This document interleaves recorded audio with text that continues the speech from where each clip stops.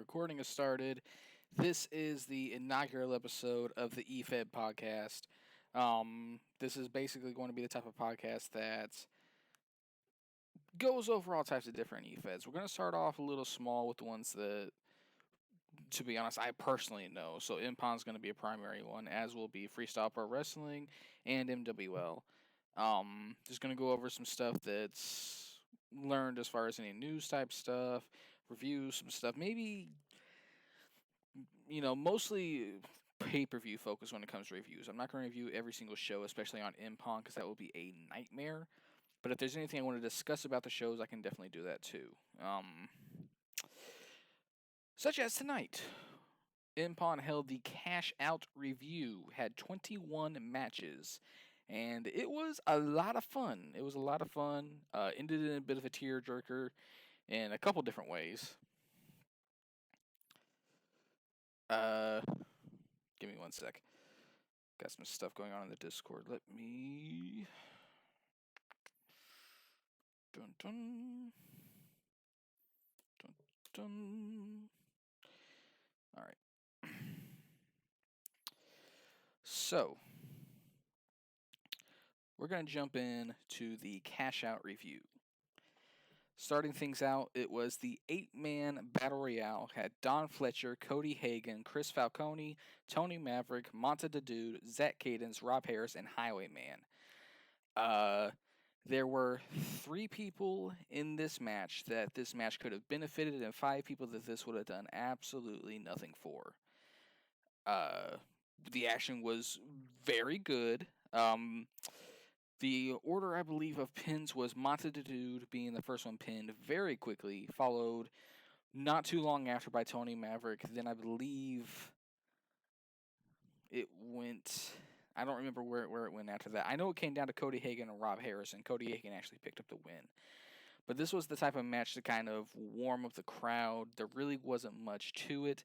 The problem that I personally have with this match, though, is just this is not the type of match to do anything for anybody in particular. The rookies in here, Cody Hagan, Zach Cadence, and Chris Falcone, had a lot going for them when it came to this match. This could have been a match that set them on a great path or a bad path, and I think we'll definitely see the results of that soon as time goes along. But for Don Fletcher, who used to be Don, for Tony Maverick, especially for Monta the Dude, this was a match that just wasn't going to advance anything for any of them.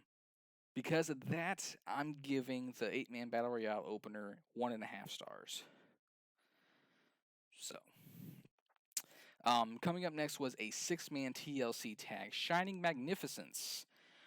Somehow still a thing after all that crap that had gone on. Yes, it's existing in a different plane of existence, I guess you can say. But still existing. Went up against the Ohio Pit Boys. This was an interesting showcase of the 2 factions. I will say that much. The whole idea behind it, I'm not really sure where Impong was looking to go with this. This definitely wasn't for any opportunities. Definitely wasn't for any titles. Wasn't even to get anybody in the cash out matches. So the question is, where's this going to go for these 2 factions now that, especially with all the crap that Shining Magnificence is going through with their breakup, they're somehow still weaving together with a different form. Shining Magnificence picked up the win. What's that going to do to them moving forward? Especially considering Dark Magnificence, which we'll get to momentarily. There's a lot of questions here that I don't think we're going to get any answers to anytime soon. And so because of that, I'm going to give the 6-man TLC tag match a 2 stars. Coming up next, a match that I think surprised everybody. I need to do something with the chat here. I'm sorry, guys. Useless Dirt and Famous, thank you guys very much for the hosts. You guys are awesome. But let's see here. Coming up next was Next versus Matt. no holds barred. I don't know what the story was behind this match. I don't know what drove this match to happen, but it was competently done. There's really nothing to write home about, nothing to be too excited about. I don't know what this does for either wrestler at this point.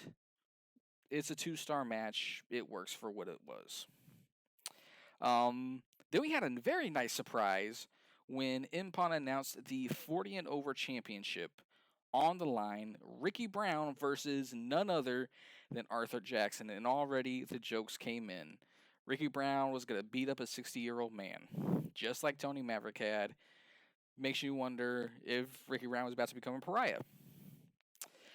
That didn't happen. Not only did Arthur Jackson receive a huge pop from the crowd and the chat, he won the match. Arthur Jackson is the current 40 and over champion, and Ricky Brown actually the waived his rematch. So Arthur Jackson's gonna be holding on to that title for a while. I love this personally. Technically speaking, when you look at the technicals, the match was serviceable. It wasn't great. But I personally loved it just because, first of all, Arthur Jackson, I'm a fan of the guy. I really am. I think especially with this whole run in the seniors division when it was running.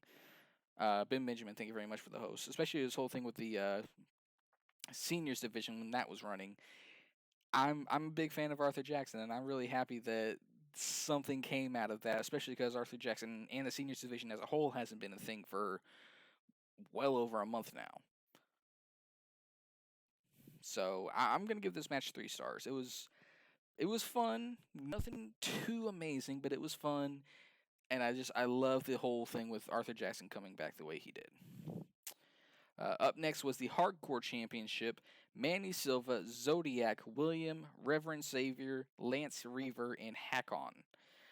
Uh, Hakon made his return to N-PWN after taking a couple weeks off to kind of reorient himself, and he actually did pretty decently in here. I was pleasantly surprised by the work he put in.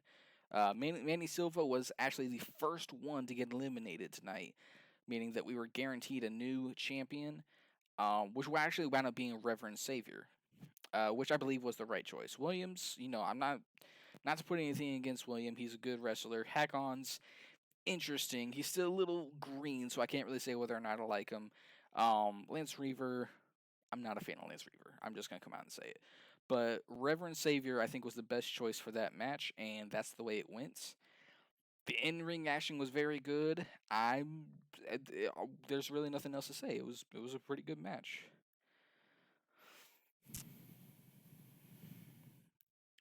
Let's see here. 3.5. Oh, sorry. Yeah, 3 stars for the Diamonds. For the Hardcore Championship. Okay, Diamonds Hardcore Championship kind of gave it away there. 3.5 stars. Crystal Outlaw, Sarah, and Morrigan. That was quite the match. I was very impressed with what I saw there. Crystal Outlaw wound up picking up the win. Sarah was the first one eliminated. Sarah, my thing going on with Sarah right now is I she is random, I have to say. Like, there seems to be no clear direction with anybody in conjuncture to Sarah. So Sarah's the one that pops up every now and then to kind of throw a wrinkle into everything, and that's how I felt things kind of went with the Hardcore Championship here tonight. This could have been a very good match between Crystal Outlaw and Morgan, but then we had Sarah thrown in there. So that's the kind of holds it back a little bit, but not all that much because I still give it 3.5 stars. It was better than the men's hardcore championship match, and it was good. It was very good. The right person won. Crystal Outlaw. She is on a roll. I really like how things are going with her so far, and I'm definitely curious to see how things continue. Uh, Up next was my personal match of the night. El Nostalgico took on Diamond Blackwell for the MWO Cruiserweight Championship, or reverse that, Diamond Blackwell challenged El Nostalgico. This was just awesome. The energy was high. The two styles complemented each other very well. The back and forth, the reversals, the kickouts, the just every single There were very few missteps made in this match. I loved it. I love the way this came together. On the pre-show panel, um, people were talking and I can't remember who it was, but somebody actually predicted this would be match of the night. Whoever you are, give yourself a pat on the back because you got it right. This is the match of the night easily. El Nostalgico, Diamond Blackwell, 4.5 stars. You guys did great. Then was the Twitch Television Championship. Justin Snyder took on Six Machiavelli. Um, Snyder retained. I mean, a lot of people weren't really sure what was going to happen here. Justin Snyder kind of hasn't made the biggest impact as the Twitch Television Champion. So a lot of people were like, okay, so this is probably going to be a big win for Six, or if Justin does pick up the win, this is going to advance him as the Twitch Television Champion in a big way. And we wound up getting the latter, Justin Snyder, picking up a huge win over Six Machiavelli, retaining the Twitch Television Championship, and proving to everyone that he's not just some paper champion like some people are trying to say. Congratulations to Justin Snyder, solid 3-star match. Then we had Lilith Adams versus Morgan for the Diamonds Nation Championship. This was another really good match that kind of fell short of greatness. And the reason why I say that is, as well as these two seem to complement each other with their styles. I mean, this was a well wrestled match, but it was also a little bit on the conventional side. You know, they did their thing, some back and forth. Lilith won. They could have taken things to the next level here, and I don't think they really did. But there was so much opportunity for the way these two complement each other with their styles. There was so much opportunity for a great match here. Instead, we got a very good one. So 2.5 stars. Lilith Adams retains the Diamonds Nation Championship, and hopefully next time around we can get to see even better work from them. Then up next, something that worked a little bit more on the conventional side, but with the history, well, not with the history, with the storyline building up to it, Psycho versus Caesar actually became a better stake, more higher stakes, and a better match overall. You know, Caesar has been chasing this nation championship for a year now, off and on, and Psycho has been holding on to this thing with an iron grip. I mean, Psycho, who used to be Psycho Clown, there is a unbeatable esque atmosphere around him, and when his matches kind of have that bated breath of, you know, how crazy is this guy gonna make this match? And he has made some crazy matches. And I want to see what more he can do. And he's probably gonna have his rematch against Caesar on the next N-PWN show. And I want to see those two tear down the house for certain. Caesar picked up the win here, and like I said, the match itself was a little bit conventional, but it's definitely better than what happened with Lilith Adams and Morgan. Psycho versus Caesar, you guys get 3 stars. The Tag Team Championships, the newly formed Dark Magnificence. They came out to the same music, the same entrance as the old Shining Magnificence, Eric Newton and Jimmy Darrow. The story behind this boggles my mind. So, you have Shining Magnificence, JJ Satoru starts getting singles attention. Eric Newton stabs him in the back, takes the titles through some work that I'm not even going to fully go into here, and then says, hey, Jimmy Darrow, you're going to defend these with me at Cash Out. Okay, well, they go to defend them. Showtime at the Apollo, Diamond Blackwell and Apollo Phoenix. This was a very good match. My biggest complaint is that it went on a little long. And when you have a tag team match that goes on as long as this one did, you have to have it be really, really good. Otherwise, it's going to feel like padding. It's going to feel like it's plodding along. And especially toward the end of the match, that's kind of what we started getting. So, Dark Magnificence retained the titles here, which was the right call. They're a newly formed tag team. You know, they're kind of being put in their put in through their paces. If they were to just drop the titles at Showtime at the Apollo, they really wouldn't have. There really wouldn't be any point to them being a team anymore. But they picked up the win here. Showtime at the Apollo put on a very good match.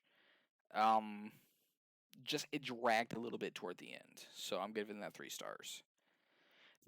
Then the Diamonds Tag Team Championships were on the line. Havoc took on the Blackwell Academy. Kristen Storm and Kai Kari, Ashley Knight and Jadia Blackwell. These 4 ladies did very good in there. They did very good in there. They're really the inexperience of Ashley Knight and Jadia Blackwell still shows, especially with Ashley Knight. She is going to have to figure out how to come into her own, really, because right now it feels like she's kind of just treading water. She really needs to figure out. I mean, maybe she needs to go down into freestyle for a while, do some work there. I mean, imagine what the type of work that if Ashley Knight went into freestyle, imagine the type of work she could do and everything she could learn and come back into Impon and do things even better. But so with a few missteps, this is a 2.5 star match. Havoc retained the championships, which again was most likely the right call here. There's just the big story I think that people need to take away from this is Ashley Knight probably needs to uh, get some more experience under her belt before going for this type of match.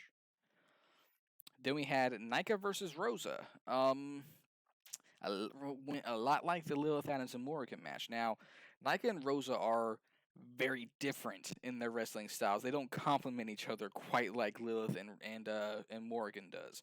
Nika is very heavy hitting. She's ready to just dismember anybody who gets in her way. Then you have Rosa, who is much more of a faster, light on her feet, solid steel booty. She's gonna get in the ring and she's gonna have fun with it. And yet this still wound up being somewhat of a conventional match. Not a horrible match, not a great match. Somewhat conventional. Nika picked up the win. Poor Rosa not having any luck. It's just we'll circle back around to this later as it becomes relevant again. But I really felt sorry for Rosa here. But GG to Nika on that for sure. 2.5 stars for this match.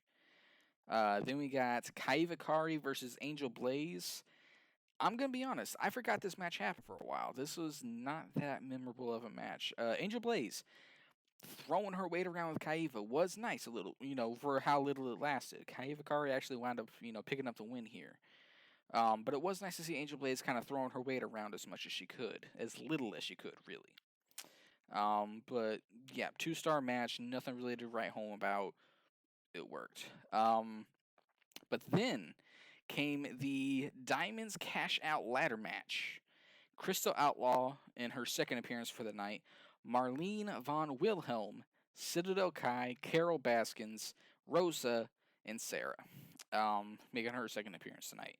Again, Sarah feels like this is something that was just kind of thrown in. Okay, we needed someone else in there. Sarah, there you go. She's like Sheamus was in like 2012.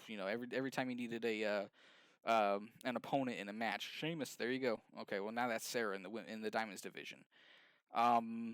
Rosa won, which is amazing. This is the opportunity that Rosa needs and completely deserves. Rosa has been putting in this work for a long time in Impon, and she definitely deserves this win here. The match itself was actually really good. There's a lot of ladder action. Rosa putting Sarah through a ladder was definitely the highlight of the match. As with the tag matches, this did kind of go a little. It kind of got to where it was dragging its feet just a little bit here or there. So, again, in the future, maybe something that they can look into to kind of tightening up. Not exactly shortening, but tightening up. So, solid 3-star match. Very good, very, very, very good result. I am so happy that Rosa won that. Just you couldn't have asked for a better finish for that. And now we're getting into the top tier when it comes to the titles and such. So we got the Havoc Championship, Breon Johnson taking on Ethan Gates. My, how Ethan Gates has fallen. I was not expecting Ethan Gates to fall so easily here. Breon Johnson has always come across as unstoppable, but so has Ethan Gates. And then recently, Breon's kind of stayed on his hot streak, and Ethan has kind of wavered here and there. So there's this disconnect that you weren't quite sure who was going to come out on top. Was Ethan's wavering a fluke, or was Breon going to take over the match for pretty much the whole time? And that's kind of what we got, was Breon taking over the match for almost the whole time. Conventional, nothing too amazing, 2 stars. Moving on to the Carnage Championship, Ace Blade taking on Deuce Arnold. This match was really good because, and here's the biggest thing about this match, is neither one of these guys wanted it to be the one who gave up. Maybe not so much on winning the match, but the match itself. Like the way these two win against each other. First of all, you got a huge size difference. Maybe not quite so much a weight difference, but you definitely got a huge size difference here. You got a difference in style. Ace Blade is very much for throwing his weight around. Deuce Arnold is very much trying to hit you where it's going to hurt. Not exactly just hitting you to hurt you, but hitting you where it's going to hurt. And that style for Deuce actually worked in his favor. Hitting those super kicks on Ace Blade was fantastic. And it was fantastic, and it was fantastically captured. Deuce Arnold actually wins the Carnage Championship from Ace Blade. GG, the GG's all around. Deuce Arnold definitely earned that. 4 stars for this match. For the way these two guys, like I said, for the way these two guys handled their opposite natures and let them complement each other the way they did, and the idea that they were not going to give up on this match. 4 stars, easily. Then you had the Mayhem Championship. Blackwell versus Sean. Blackwell or, Pentawell, depending on who you talk to. Pentawell versus Sean. This is a match that's been building up for a while after Sean beat Blackwell twice in recent weeks. Not really too much to talk about here. Blackwell and Sean, they had a really good back and forth. There were times when you thought that Sean might pull this one off, and it looked like it was going to be a repeat of what we've seen a few other times here, and nope, it wound up being Blackwell that won it. I'm not sure if I would say that is the right choice. It's kind of too soon to say because there's no telling what kind of effect this is going to have on Blackwell or Sean. We could have the next show and Blackwell does great. I've lost my train of thought. I'm sorry. We could get on to the next show, and Blackwell goes straight into another story with another wrestler, and turns this whole thing into something. See, I don't even know where I was going with this. Sean was the more interesting of the two when it came to what kind of effect this would have on them. Like, where's Sean going to go from here? Is he going to turn around and go after the Carnage Championship now, perhaps? Is his focus going to be lasered in on Blackwell some more? Sean is definitely the more interesting of the two to see where this is going to end up. Blackwell is going to Blackwell. Let's just be honest. So, this is, like I said, somewhat of a conventional match. 3 stars, well done. But I won't really know how I feel about the actual finish to the match until later on. So we'll have to put a pin in that and come back to it later. Then was the males cash out ladder match. TJ Anderson, The Cause, Angelo Graves, Reverend Savior, Adam Wright, Neo, Aaron West, and Justin Case. Aaron West won.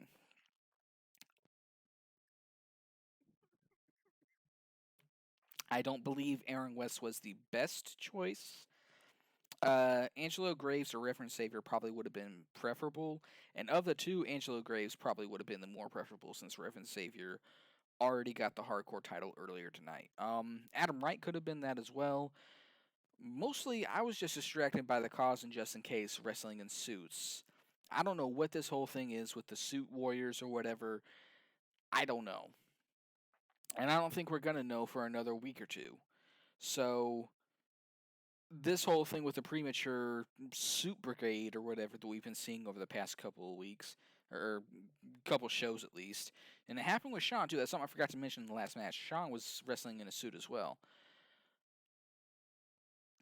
With this whole thing with this suit brigade that we don't really know the full scope of yet, it just came across as distracting.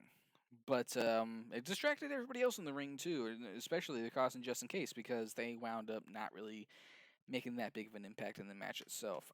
Aaron West picked up the win here. It'll be interesting to see where that takes him. He's definitely not the worst choice. Worst choice probably would have been either TJ Anderson or Neo. But yeah, Aaron West. 2-star match. It wasn't really that exciting, but it did serve its purpose, which is to get someone holding the cash out briefcase to get them toward the World Championship. Speaking of which, what was originally going to be the main event, Crazy J versus Doc Seuss for the World Championship. This was a 4-star match. This was probably the second best match on the card. Crazy J and Doc Seuss went at it. They went nuts on each other. Doc Seuss wrestling with a an injured torso, heavily injured torso. And it has been confirmed that Doc Seuss's injury has turned critical. We don't know what this is going to mean for the World Championship, but we do know that as of right now, Doc Seuss is the the N-PWN World Champion. After beating Crazy J, 2 out of 3 falls. Really well done. Really well done match. Really well done with the way these two fought with each other. And as Crazy J locked out Doc Seuss before, Doc Seuss locked out Crazy J this time. Crazy J didn't get a match, or didn't get a pin. So, but the way that these two, a lot like Ace Blade, and Deuce Arnold, these two did not want to give up on the match. And the fact that they went at it for as long as they did and still kept it interesting is what makes this match so great. Like I said, second best match on the card. New world champion, which is always interesting to see how that's going to turn out, especially now that we know two things about this. We know Doc Seuss is injured and won't be able to do any matches for some time. And we know that Crazy J is no longer with N-PWN, and we'll get to that here in a moment. So I'm very curious to see what they're going to do with this from here on in. But this match itself, solid, amazing 4 stars, second best match on the card. Great job to those guys. And then the main event, the Diamonds World Championship. I counted this as one match, even though it was technically 2. We had Chloe Martin taking on Jadia Blackwell for the Diamonds World Championship. Conventional match, it wasn't really that not exciting is the wrong word here. It wasn't really that much of a game changer until Chloe Martin won, and immediately we got a cash in, not from Rosa, but from Violet, who's been holding onto a briefcase of her own for quite some time. I think it's like over a year, perhaps, from what I heard. So Violet holding onto this briefcase for over a year and then cashing in on Chloe Martin. Unfortunately, I don't think that went exactly where they intended. And what I mean by that is, Violet comes in and she cashes it in, and immediately Chloe Martin is on her, and Violet doesn't really get too much of a chance to retaliate. She gets some offense in, but it's really no match for what Chloe Martin does. Chloe Martin did a extensively good job in both of these matches, which I'm counting as one. In fact, you could argue that she carried both matches. Before the legitimate surprise of the cash-in and it being Violet and not Rosa, that's actually really good storytelling on N-PWN's part. So props to them for that, absolutely. And props to Chloe Martin for carrying these matches against JD and Violet. 3.5 stars for that. I really, as conventional and as not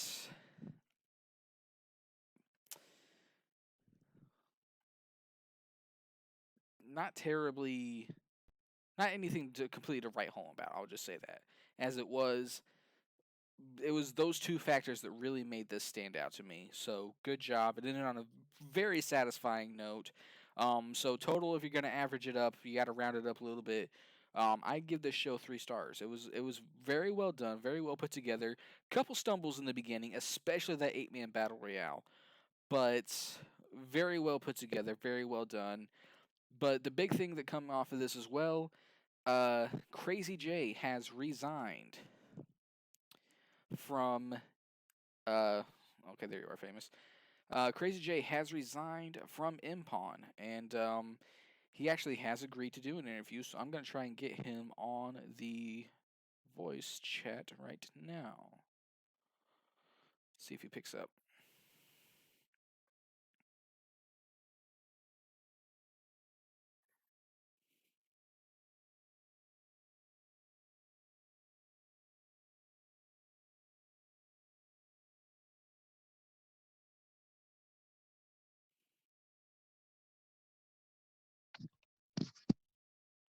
Hello. Are you able to hear me? Yeah, I can hear you. I think it took Good. I think it took a second to pick up. It's all right. So first of all, I will say congratulations on an amazing, one might say crazy reign as the Impong World Champion. Yeah, thank you. It was. I mean, I know there was that one hiccup with Ace, but I mean, it practically had it since October. And to be honest with you, I didn't expect to win it as soon as I did when I came into NPON. But I mean, I was fortunate enough to have it be a representative of the company. Set the new bar and help motivate and inspire people to better themselves. And I mean, just look at Doc. Doc, my opinion, had a Daniel Bryan WrestleMania 30 moment, and it's very poetic because our first championship encounter, it was um, it was a 2-0 sweat, and he did it back to me with an injury.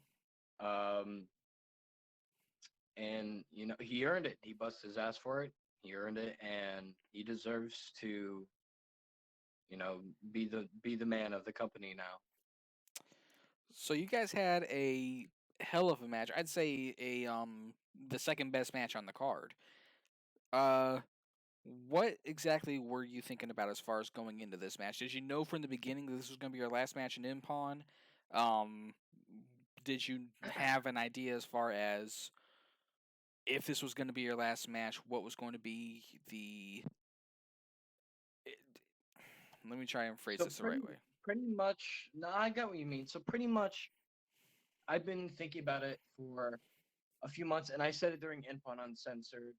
I hinted to people that I might not even go for the rematch. Or it was unclear what I was gonna do, and because it really was for months. I thought, do I take my leave? Whenever I lose this championship, and I decided, I've done enough.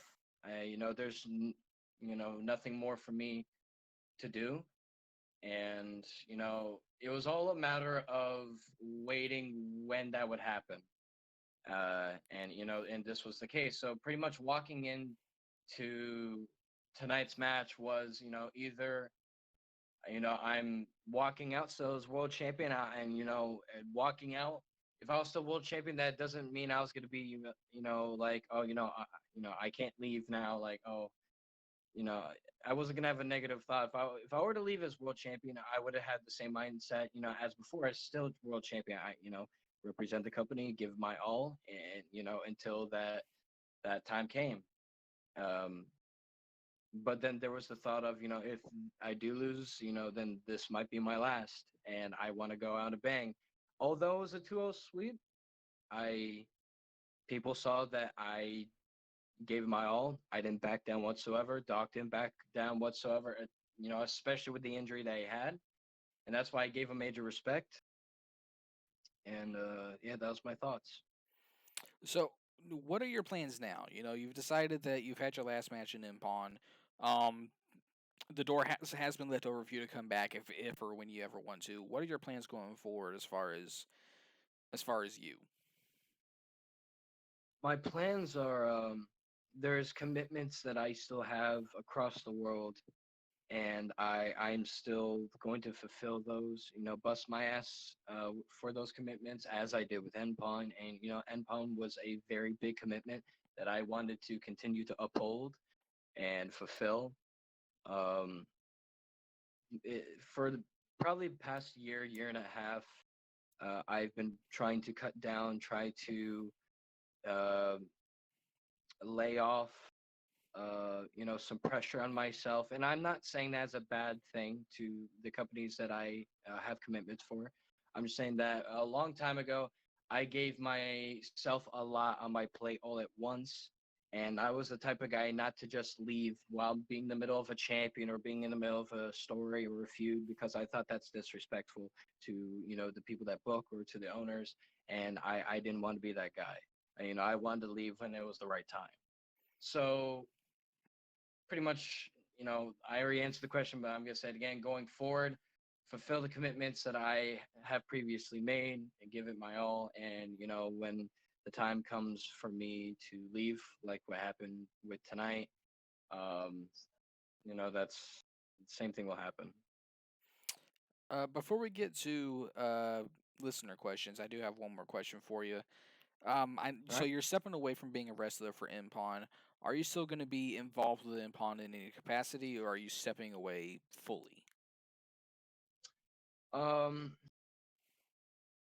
I'll be involved as a now out, pretty much an outside looking in view.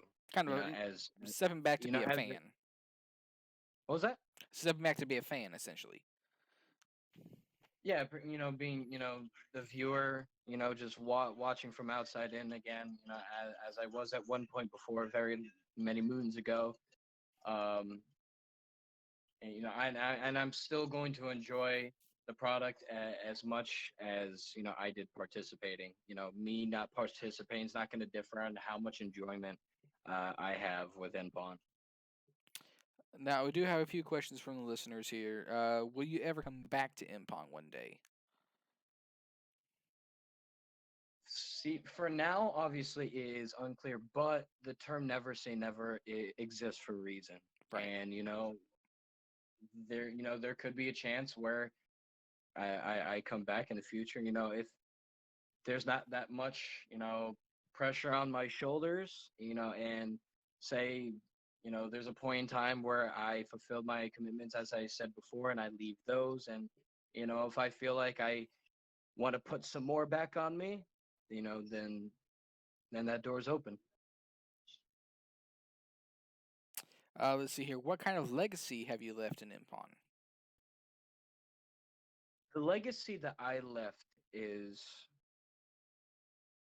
if you push yourself to your limit and try to exceed those limits, try to give it 200% in everything, promos, interviews, matches. If you give it 200, then you'll see people appreciate you. You'll be given opportunities, and maybe you'll not succeed in every single one, but when you do, it'll feel rewarding, it'll feel fulfilling.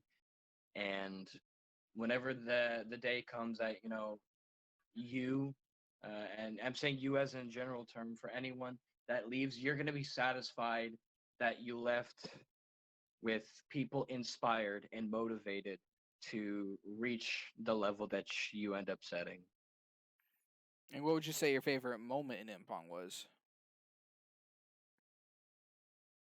My favorite moment, I would have to say, it's tough.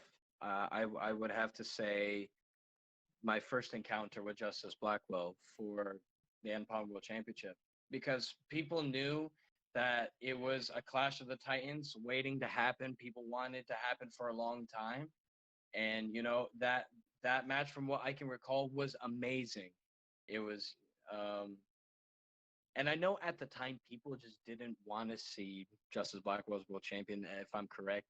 So when I won it, the reception and the reaction, it was massive. It was amazing, and I will never forget it. All right. And one final question: who was a wrestler you will miss going up against in the ring? I'll miss going up against. Whew, man. I mean, I'm gonna miss going up against Doc. I'm gonna miss going up against Justice for that round three.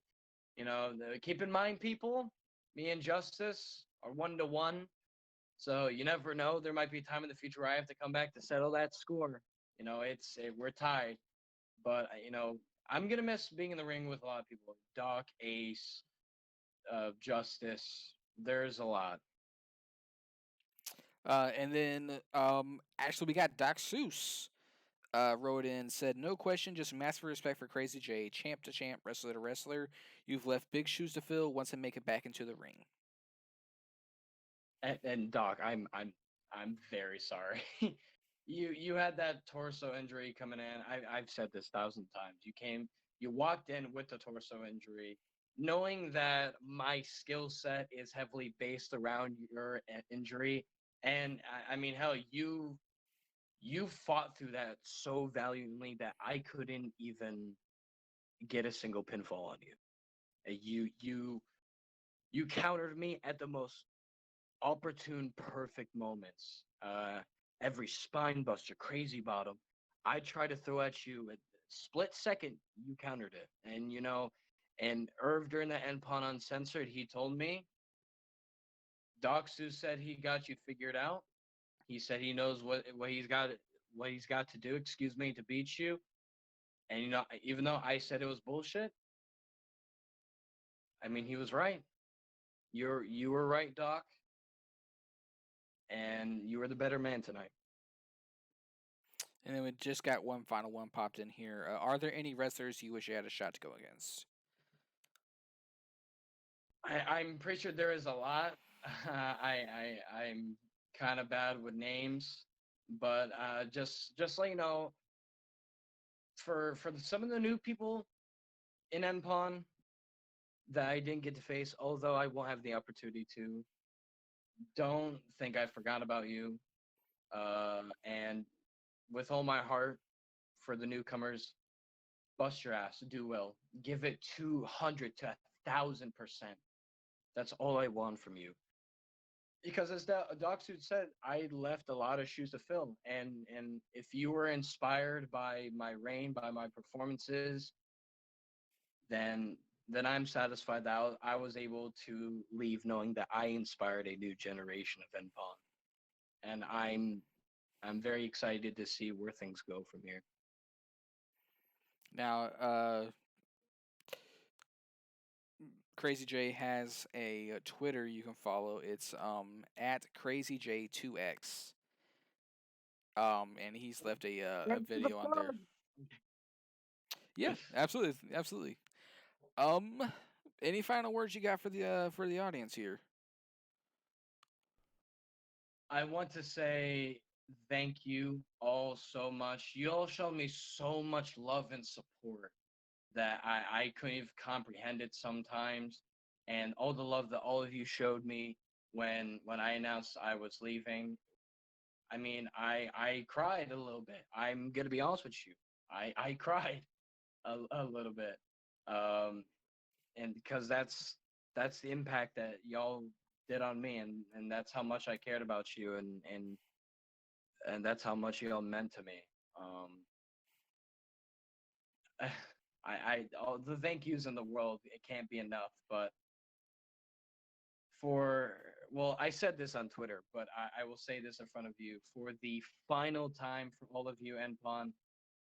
I want to tell you, or I want to bid you all a farewell and adieu. All right, that was Crazy J. Everybody, fresh off his resignation from Impon. We wish him nothing but the best. And we're gonna take a quick break here. When we come back, we're gonna move forward. We got a little bit of news here, starting with Freestyle Pro Wrestling. So we will come to that here in just a moment.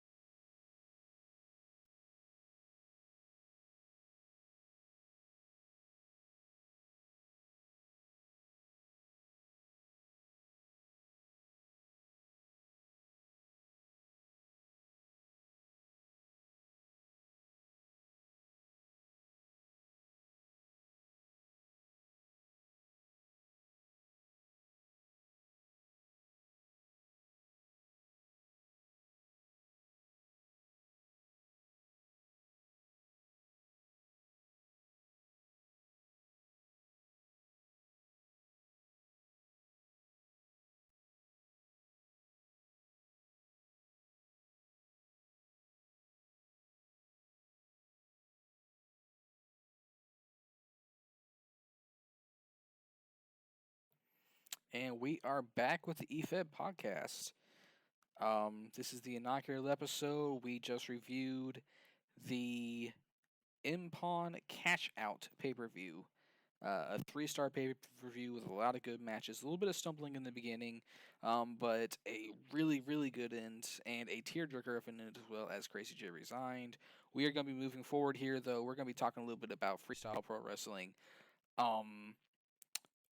First bit of news that we have coming from Freestyle is Nightmare coming from N-PWN and going back down to Freestyle Pro Wrestling to kind of work her up a little bit. Where things kind of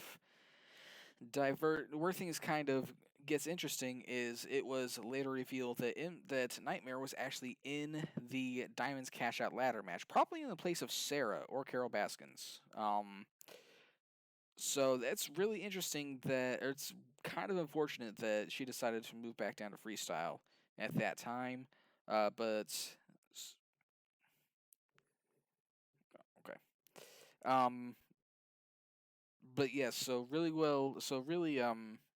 interesting and a bit unfortunate for Nightmare that she's gonna be stepping down when she had the chance to move forward in such a big way.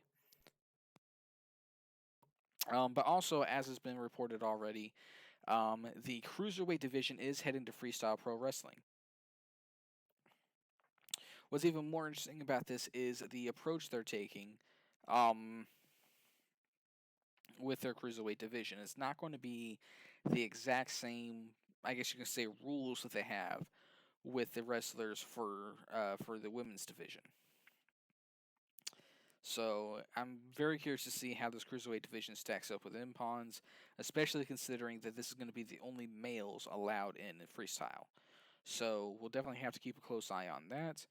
Not really much else coming out of freestyle. There was one thing that I was debating putting in freestyle, but it actually is also really relevant for MWL, so I'm going to go ahead and jump forward to MWL. Close things out very quickly here because I know it's very late at night and I know people want to get to sleep. So, MWL, as previously reported, is going on a restructuring hiatus. As part of this restructuring, we have already learned that TJ Anderson and John Moxley have been released. No other wrestlers have been reported to be released at this time, although I'll get to in a moment that there is one that's going to be shifting and about to be released. That also means that MWL Showdown, the previously planned pay per view that was supposed to take place tomorrow, has been canceled. We actually were able to get a look at some of the matches that were going to be on Showdown. What's really interesting about these releases that are coming up, that have happened, and some that are coming up, the main events for MWL Showdown was supposed to be a 4-way elimination match for the MWL World Championship. Don was going to be defending against AJ Maverick, TJ Anderson, and John Moxley. Well, obviously, that's not going to happen as 3 of those 4 people are out. Well, we also had Katsuni versus Lilith Adams was going to be for the Women's Championship. It was the first match made for the pay-per-view. Dante Diablo, of course, needed a contender for the United States Championship, which still seems to be a big problem for MWL. They have a hard time booking around Dante Diablo. In fact, he hasn't been on television since the last pay per view, since Rising Sun. Then, of course, there was the triple threat for the light heavyweight championship. Lone Wolf was going to be defending against JJ Satoru, and I believe Angelo Graves was the original intent, although they did wind up doing some shuffling before the hiatus went into place. Those are the only major ones that I knew about before going into this. And it's definitely a shame that MWL decided to cancel. Especially because MWL seemed to be on the up, so I'm not sure exactly what would have happened to make them have to do this. Could be some interpersonal conflict. You know, Moxley and Anderson were named to be going out. So it's very interesting. Maybe there was an issue with one or both of those to where something happened where this hiatus was forced to be put into place. Also, the restructure hasn't completed yet. There's still a lot of things that could change. There could be a lot of wrestlers released, could be some change in management. There's no telling what's going to happen moving forward, including a rumor that MWL Slam, the secondary show that takes place on Fridays, could very well be in jeopardy. They could be thinking about canceling Slam. Uh, Again, no confirmation on that front just yet, but that seems to be the rumor heading the backstage for MWL at the moment. Speaking of which, we do have some interesting information coming up. This is unconfirmed, but it appears that there's also going to be a big change concerning one of the wrestlers, AJ Maverick, the son of the president of MWL, Tony Maverick.